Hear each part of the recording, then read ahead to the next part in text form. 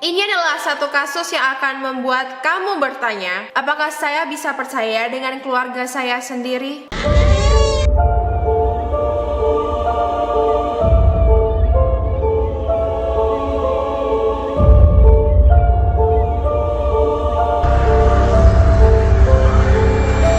Hi guys, welcome to another episode of YouTube and Chills. Nama aku Yufi dan hari ini aku mau ngebahas tentang seorang laki-laki dari Prancis yang berbohong tentang karirnya sebagai dokter di WHO Switzerland, dan pada saat dia ketahuan berbohong, dia melakukan hal yang sangat mengerikan. Anyway, kalau ini adalah video pertama yang kamu nonton dari channel aku, welcome. Kalau video tentang misteri, beauty dan juga fashion setiap minggunya. Jadi kalau misalnya kamu suka dengan topik tersebut, make sure to subscribe dan juga turn notification on biar kamu jadi pertama yang tahu pas video aku di-upload. Anyway guys, sekarang kita bakal ngebahas tentang siapa itu Jean-Claude Roman. By the way guys, karena aku nggak bisa ngomong bahasa Prancis, aku bakal coba untuk pronounce. Kalau misalnya aku salah, buat kamu yang tahu bagaimana cara pronounce French dengan sempurna, make sure untuk komen di bawah, ajarin kita semua. Anyway, ini adalah Jean-Claude Roman. Dia lahir pada tanggal 11 Februari 1954 di Clermont-Ferrand, Prancis. Dia memiliki masa kecil yang normal, di mana dia mengaku kalau orang tuanya sangat sayang kepada dia. Dia adalah anak satu-satunya. Layaknya seperti anak tunggal umumnya, Jean adalah anak yang sangat dimanja. Tapi karena ibunya adalah seorang wanita yang lebih sensitif, Jean mengaku kalau sejak kecil dia harus sering berbohong kepada ibunya karena dia tidak ingin menyakiti hati ibunya. Ini adalah kebohongan-kebohongan kecil yang kalau misalnya kita lihat sekarang ya wajar-wajar aja gitu loh. Tapi saking sukanya berbohong, pada saat dia SMA, dia pernah menulis sebuah esai yang mendapatkan nilai tinggi dengan judul "Apakah Kejujuran Itu Nyata?" Jadi saking dia kayak terlalu sering berbohong kali ya. Nah, jadi ini juga adalah seorang murid yang sangat pintar ya. Setelah dia lulus SMA, dia masuk ke universitas di Lyon, tapi baru saja dia belajar setengah tahun, dia drop out karena dia nggak suka dengan subjek yang dia pelajari. Dia pun memutuskan untuk menjadi dokter. Jadi setelah dia drop out, dia masuk ke jurusan kedokteran di universitas yang sama. Nah, di jurusan kedokteran, Jean adalah anak yang sangat pintar. Semua nilainya itu juga A, tapi di satu mata pelajaran dia itu nggak lulus guys. Jadi karena dia itu sudah belajar 2 semester, dia gagal. Seharusnya kan dia bisa ambil lagi ya pelajaran itu di semester selanjutnya, yaitu di bulan September. Tapi dia nggak ambil guys, nggak tahu kenapa. Dia malah memutuskan untuk selama 12 tahun dia belajar pelajaran yang ada di semester 1 dan juga 2. Jadi itu dia selama 12 tahun dia nggak lulus guys. Dia nggak lulus ilmu kedokteran, dia nggak lulus jurusan kedokteran, tapi dia kayak oke-oke aja. Dia asik mengulang hal mata pelajaran yang sama selama 12 tahun. Setelah 12 tahun dia pura-pura jadi murid dokter yang sudah levelnya senior ya. Dia memutuskan suatu hari untuk ya udah deh, aku berhenti aja kuliah karena aku sekarang ingin jadi seorang peneliti di WHO, dan itulah yang dia lakukan. Ini adalah kebohongan kedua terbesar yang dilakukan oleh Jean, di mana pada saat itu dia sudah menikah, dia sudah memiliki 2 orang anak, dan dia bilang kepada istrinya kalau saya diterima untuk menjadi researcher slash dokter di bagian kardiologi, yaitu bagian jantung di WHO di Geneva, Switzerland. Mendengar itu istrinya juga pasti sangat senang dong, sangat mendukung kan. Akhirnya suami saya itu bisa mendapatkan uang yang banyak, gaji yang banyak untuk kasih saya dan juga anak-anak kita. Nah, bagaimana cara si Jean mengibuli mereka semua? Yaitu dengan cara dia pergi ke gedung WHO di Switzerland, dia mengambil semua brosur, semua hasil penelitian yang gratis yang ada di kantor tersebut, dan dia juga mengambil pen, mengambil topi secara gratis, dan dia pun pulang ke rumah. Dia menunjukkan itu semua. Dia bilang kalau saya bekerja di sana, saya sedang melakukan research ini, dan ini adalah penelitian-penelitian yang saya dapatkan dari teman-teman kerja saya di WHO. Kenapa dia bilang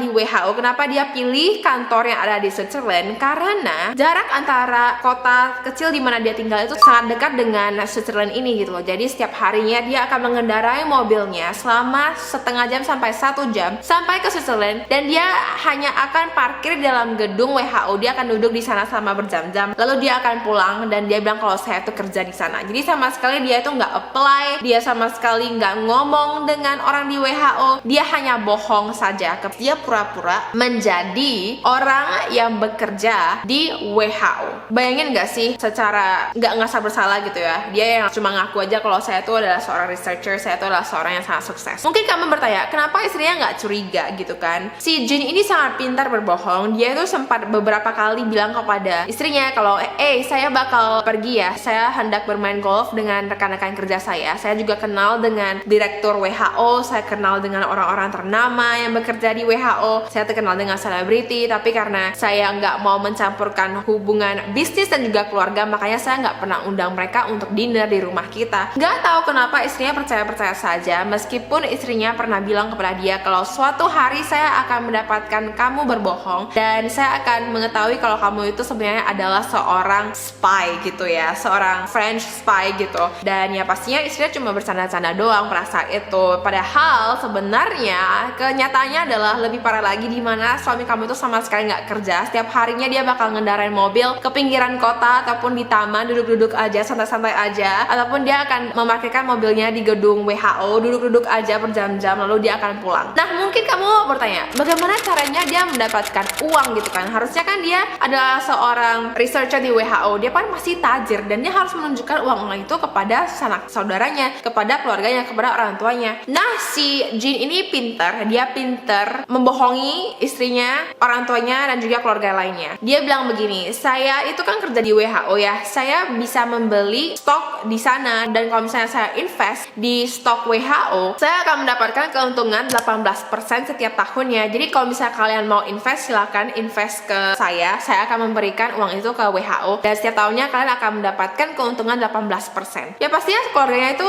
percaya dong sama si Jin ya, karena dia itu nggak dikenal sebagai orang yang gampang bohong, padahal mereka nggak pernah klarifikasi apakah dia itu beneran pernah lulus atau enggak. Kayak aneh banget sih ya, bagaimana caranya orang tuanya itu bisa percaya kalau si Jin itu sudah lulus kedokteran, kayak sama sekali nggak pergi ke tempat kelulusannya di Lyon. Kenapa mereka percaya aja? Mungkin karena si Jin itu jenius banget kali ya dalam berbohong. Jadi keluarganya itu menginvestasi kepada Jin, mereka semua percaya kepada Jin, termasuk istrinya, termasuk orang tuanya, termasuk pelakornya. Jadi si Jin ini bukan hanya pembohong, dia juga adalah seorang laki-laki yang berselingkuh. Oke. Jadi dia memiliki seorang pelakor yang sempat menginvest ke Jin sebanyak 900.000 franc, karena dia juga ingin mendapatkan keuntungan 18% dari stok WHO. Dan kalau kamu lihat rumah Jin dan juga mobil yang dikendarainya, dia itu tinggal di rumah mewah, dia itu mengendarai mobil BMW. Jadi tampaknya dia memang dari luar, kalau misalnya kamu adalah tangganya, kamu bakal lihat kalau dia itu memang tajir, dia itu memang sukses, dan dia itu memang beneran kerja di WHO. Karena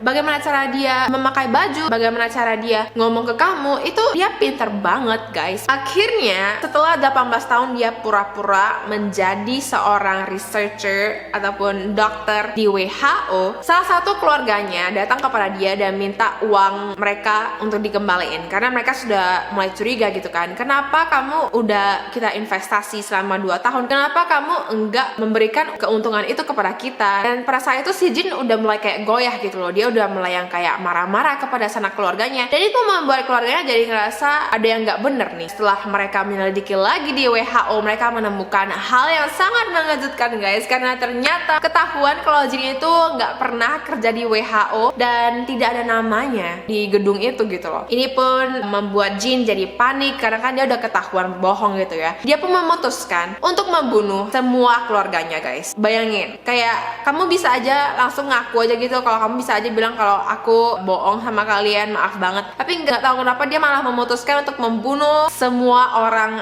yang menginvestasikan uang mereka kepadanya. Ini termasuk orang tuanya, istrinya, dan juga pelakornya. Jadi apa yang dilakukan? Tepat pada tanggal 9 Januari 1993, si Jin pergi ke ATM, ambil uang sebanyak 2.000 franc, membeli pistol, membeli silencer pistol, dan juga membeli gas air mata. Kayak disemprotin itu bakal kayak matanya perih gitu. Dan setelah itu dia pun menyuruh penjual pistol ini untuk membungkus ketiga barang itu seakan-akan itu akan diberikan sebagai hadiah. Oke. Setelah itu dia pulang pada malam harinya, dia tidur dengan istrinya. Pada saat istrinya sudah tertidur, dia memukul kepala istrinya hingga istrinya itu meninggal di sampingnya. Dan bukannya dia langsung membungkus istrinya atau kayak menyembunyikan istrinya gitu ya guys. Enggak guys, dia cuma udah setelah istrinya meninggal, dia tidur aja di sampingnya. Sampai akhirnya pada saat dia bangun pagi, anaknya juga udah bangun, dia santai-santai aja, dia masakin breakfast untuk anaknya dan mandiin anaknya, dia nonton nonton kartun dengan anaknya. Di malam harinya, pada saat anaknya sudah tidur, dia menembak kedua anaknya dan anaknya pun meninggal. Oke, setelah itu guys, dia kembali tidur di kamar tidurnya dengan pulas. Keesokan paginya, dia dengan santai ngendarain mobil ke rumah orang tuanya untuk makan. Setelah dia makan dengan orang tuanya, dia mengeluarkan pistolnya, menembak kedua orang tuanya beserta juga dengan anjing orang tuanya. Kasian banget. Anyway, setelah itu dia kembali ke rumah, nonton TV sampai malam hari. Dia menjemput pelakornya. Dia bilang kepada pelakornya kalau kita bakal dinner romantis untuk 2 orang aja. Dan di tengah perjalanan, tiba-tiba mobilnya rusak. Dirusakin lah sama si Jin ini ya. Dia pun menyuruh pelakornya untuk keluar dari mobil melihat apa yang terjadi. Pas saat pelakornya keluar, dia mengambil tali, berusaha untuk mencekik pelakornya hingga mati. Tapi karena pelakornya itu kuat, berhasil melawan Jin, dan akhirnya si Jin pun yang kayak maafin aku, dia pun mengantarkan pelakornya kembali ke rumah pelakor tersebut. Dan anehnya ya guys, kenapa pelakornya itu nggak lapor kepada polisi guys? Kenapa dia nggak bilang kepada polisi kalau aduh orang ini gila banget ya, dia berusaha untuk membunuh saya? Pelakornya tuh malah kayak santai-santai aja guys. I'm like, dude. Anyway, setelah dia mengantarkan pelakornya kembali ke rumah pelakor, dia kembali ke rumahnya. Dia ngerokok, nonton TV dengan santai, mengambil petrol. Lalu dia pun menyiramkan petrol di seluruh bagian rumahnya, di mana istrinya dan juga kedua anaknya berada gitu ya, sudah nggak bernyawa lagi. Setelah dia menyiram petrol, dia menghidupkan korek api, melemparkan korek api itu ke petrol hingga rumahnya itu mulai terbakar. Dan dia menelan puluhan pil tidur duduk di sofa di lantai 1 dan jam 4 pagi, di mana pembersih aspal di depan rumahnya itu sudah mulai bekerja. Pembersih aspal itu melihat rumahnya itu sudah kebakaran, menelpon polisi, menelpon pemadam kebakaran, dan pemadam kebakaran berhasil menyelamatkan Jin. Nah, pada saat Jin dibawa ke kantor polisi untuk memberikan kesaksian, si Jin itu kayak pura-pura bego gitu ya, kayak aduh aku stres banget, jangan tanya aku nggak tahu apa-apa. Jadi pada saat polisi pertama kali menginterogasi Jin, polisi melihat kalau aduh ini kasihan banget ya, dia itu udah trauma dan dia itu nggak bersalah.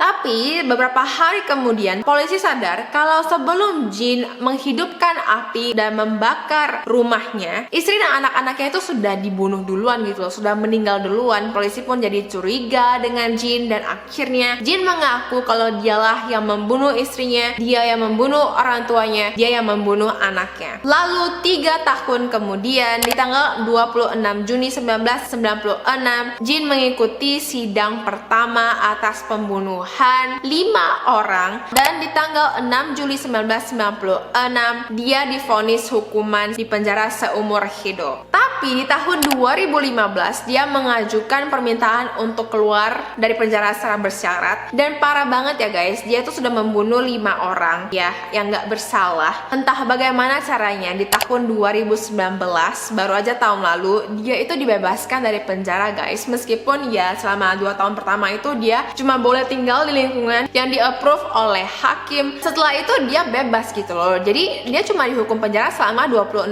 tahun guys. Bayangin, menurut aku sih harusnya dia itu di penjara seumur hidup aja ya sampai dia meninggal ya. Kenapa dia harus dikeluarin lagi guys? Oh my god. Satu hal sih ya yang berubah dari seorang Jin adalah dia sekarang menjadi seorang laki-laki yang lebih religius. Mungkin karena itulah hakim dan juga polisi melihat kalau tampaknya Jin sudah menjadi orang yang lebih baik. Tapi tetap aja guys, kayak bagaimana caranya dia hanya di penjara 26 tahun dan dia sekarang tuh bebas. Kayak bahaya banget sih untuk mengetahui kalau orang yang sudah membunuh orang tuanya sendiri, yang sudah membajakan dia pada saat dia kecil, sekarang malah bebas aja. Aku pengen tahu opini kamu tentang kasus ini. Kalau misalnya kamu suka dengan cerita ini, make sure untuk thumbs up, make sure juga untuk subscribe dan juga turn notification on, follow aku di Instagram. Dan juga guys, buat kamu yang penasaran dengan warna lipstick yang aku pakai hari ini aku pakai lipstick dari ColourPop. Ini tuh adalah Ultra Matte Lip dan ini tuh warnanya Scrooge. Aku suka banget sama warnanya. Anyway, thank you so much for watching and I will see you in my next video.